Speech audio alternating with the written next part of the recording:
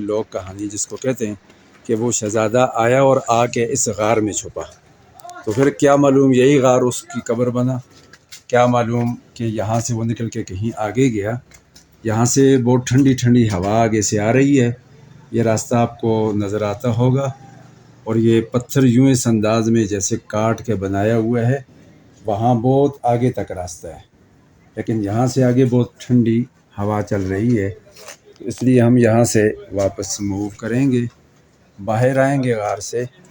آپ کو یہ دکھانا مقصد تھا کہ یہاں ٹورزم ہے، وہ لوگ بہت دور سے آتے ہیں، تازہ ہوا لگانے آتے ہیں، اور آبشاروں کو اور جھیلوں کو اور دریاؤں کو دیکھنے کے لیے آتے ہیں، سبزی کے لیے آتے ہیں۔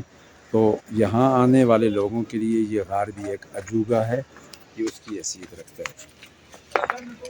یہ غار ہے، اور اس غار کو انہوں نے مشہور کیا ہے کہ سیف الملوک شہزادہ اس غار میں آیا ہے۔ یہ ایک حقیقی کہانی نہیں ہے، یہ لوگ کہانی ہے، یہ سچ نہیں ہے، یہ ایک جھوٹ ہے۔ بہرحال لوگ شوق رکھتے ہیں، دور دور سے آتے ہیں، یہاں آ کے اس غار میں بھی جاتے ہیں، کافی طویل آگے راستہ ہے، وہاں لوگ جاتے ہیں۔